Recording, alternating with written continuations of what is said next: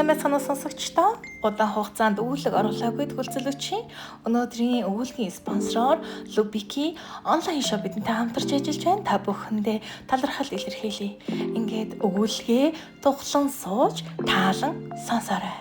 Lubiki онлайн шоп. Зохиогч Ц. Ууганбаяр. Сүүлчийн бороо. Намрын сүүлчийн бороо орж байх шиг. Гата нэг л дүнсгэр саарал. Гудамж талбайгаар нэг хөглөрөх хатаж хорч ийсэн шаргал навчис. Бороонд нэвт зохигдож бүр шилжчихсэн харагдана. Гата орох энэхүү бороон дуслууд цонхны өмнө бодол давтан зогсоо тэмүүлэнд өнгөрөн одсон гунигтай дурсамжийг нь өөрийн ирэхгүй санагдуулж тэр тэд чилгийн одсон 4 жилийн өмнөх хайр дурлал хагцал гунгийг нь өөрийн ирэхгүй сэтрэх мэт боллоо. Үргэлж илүү цагаар ажиллаж ирээдүйн элбэг хангалуун сайн сайхны төлөө тэмүүлж тэмцэж явахдаа тэрээр хамгийн аз жаргалтай нэгэн байсан. Өмнөх амьдрал нь хүсэл мөрөөдөл зориг тэмүүлэлээр дүүрэн оволцож үйл хөдлөл бүхэн нь утга учиртай байж. Харин одоо бол нэг л тиймэрхүү хэдийгээр зорьсон амжилтандаа хүрсэн ч сэтгэл нь хоосон орон зай ноёрхож хорвоо тэр орь ганцаархнаа мэт санагддаг болсон. 4 жилийн өмнөсөн сэтгэлдээ өөрт нь хань болох сайхан сэтгэлдээ бүсгүйг ирэлхийлж байсан ч ажлын ачаалтаа баригцаар зөвхөн ажил гэр хоёрын хооронд л амьдрал үргэлжилдэг байв. Гэсэн ч магадгүй аз таарч энэ байдал нь төдийлөн удаан үргэлжилсэнгүй. Сэтгэл нийлэх сайхан бүсгүйг хэтэрхий холоос дэмий хайж байснаа нэг доор ажилдаг байсан хүслэн химээх үеийн бүсгүйтэйгээ дотносож үлээ. Хүн аз жаргалаа хайсаар эцэстээ дэрэгтэй байснаа олж мэддэг тухай ярьж байсан олон хүний яриа үнэхээр үний хэмээн тэмүүлэн санаж баяр хөөрөөр дүүрэн явахдаа хожим юу болохыг огт төсөөлж байсангүй.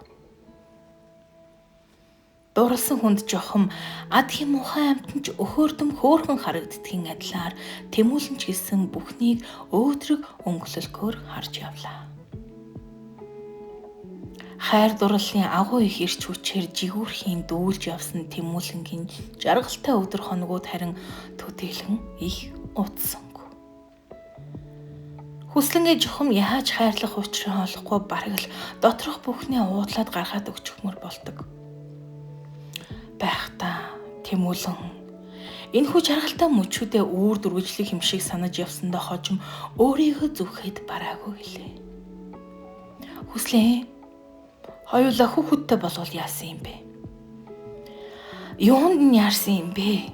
Цаг нь ирэхээр болох л байлгүй дээ. Хүслэн тэмүүлэнгийн асуултанд ингэж хариулахдаа өөрөөс нь олсон хүүхдийг зулбуулсан гэдгийг мэдчихсэн биш байгаа хэмээн айсан хэдий ч тэмүүлэнгийн аз чаргалаар гэрэлтэх царайнд сэжигсэн ормор огтхонж ажиглагдсангүй. Гэвч харамсалтай нь энэ нууц хэвээр үлдэж чадсангүй. Хүслэнтэй хар багаасаа үерхэж өссөн дотны найз бүсгүй нь энэ нууцыг тэмүүлэн задалж орхисон. Хүслэнд битүүхэн атаархаж өөрийгөө эмэгтэй хүнийх нь хувьд үнэлж чаддгүй найз бүсгүйх нь богино бодол ингэж өөрт нь ямар ч ашиггүй үйлдэлээр илэрчээ. Тэмүүлэн итгэсэнгүй. Итгэхийг ч хүссэнгүй. Эргэлзээтэй бодолтой хөдлөгцөр удаан төвчж чадаагүй тэрээр бусдын худлаа үг гэдгийг баттахын тулд хүслэнгээсээ найзынх нь үг үнэн хэсгийг асуугаад гол гонсойлгосон хариу сонсож үлээ. Найзынх нь үг үнэн төдийгүй өмнөх залуугаасаа сэтгэлийн шарх авчхаад түүнийгээ мартахын тулд тэмүүлэнтэй дотноссон юм гэнэ. Хүслэн энэ бүхнээ тоочоод тэмүүлэнгээс уучлалт гуйгаад ажиллаж орхиж орон мөрөхгүй алга болсон. Харин тэмүүлэн уур бухимдал, гомдол цөхрлөөр дүүрсэн сэтгэлдээ хоцорч үлээ. Тэр үед Тэмүүлэн зөвхөн өөрийгөө л доромжлуулсанд тооцож, хүслэнд гомдож хорсож байсан. Үнэндээ хүслэнгийн дотор чухам юу болж байсан хинч мэтээгүй. Ихэн үедээ өмнөх сэтгэлийн шархаа мартахын тулд Тэмүүлэнтэй дотн байсан нь үнэн хийдий ч явандаа өөрийг нь үнэхээр их хайрлах болсон Тэмүүлэнд үннээ хэлж зүрхлэлгүй явсаар ийм байдалд хүрчихсэн.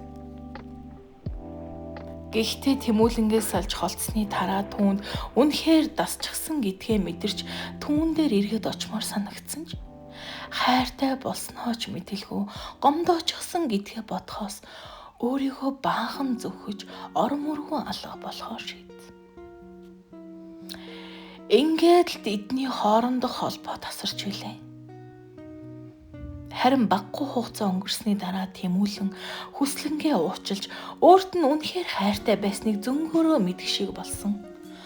Тэгээд л түүнийгээ хайсан ч олж чадаагүй. Байсаар үдийгүй 4 жил өнгөрчээ. Гадаа шааган орж исэн бороо одоо зөөлнөө шивэрч байна. Тэмүүлэн цонхны өмнө зогссон хിവэрэ бодолд автсаар л. Хүслэнтэй хамт байснаас хойш өөр бүсгүүрээ хайрын харцаар ширтээгүй түнд энэхэн агшинд магадгүй хүслэн өөрийг нь хаа нэгтээ хүлээж байгаа юм шиг санагдаж байлаа. Цудхан орох бороо зөөлн тусалж гадаа намуухан болох энэ үед хүмүүс гудамжаар мэрсэр зугаалж эхэллээ. Хосоороо хүүхдээ тэрвэрсээр алхах тэднийг атаархсан харцаар ширтэн зогсох Тэмүүлэн өөрийнхөө сэтгэлдээ үргэлж ирэл хэлж байсан тэр царайгаа олж харнаа хэмээн даанч сонсонгүй. Үлгийтэй бяцхан хүүхдээ тэрвэрсэн дэгжин залуугаас суугдан жаргалтай алхах тэр бүсгүй яа харахгүй хөслөн мөн байлаа. Бүр хацар дээрх мингэн хүртэл Тэмүүлэнгийн нүдэнд тодоос тод харагдав. Энэ жилийн сүүлчийн бороо ганц нэг туслалаар дуусч буй. Энэ агшинд бяцхан хүүхдээ тэрвэрсэн хосууд Тэмүүлэнгийн цонхон доогуур өнгөрч удалгүй хаа нэг тийшээ талд орхон тэрэ. Гараа халаасалсан цонх руугаа ширцээр зогсох Тэмүүлэнгийн нүднээ намрын сүүлчийн бороо ганц нэг тусалсаар дууслаа. Зохиогч Цэ Ууган Баяр сүүлчийн бороо.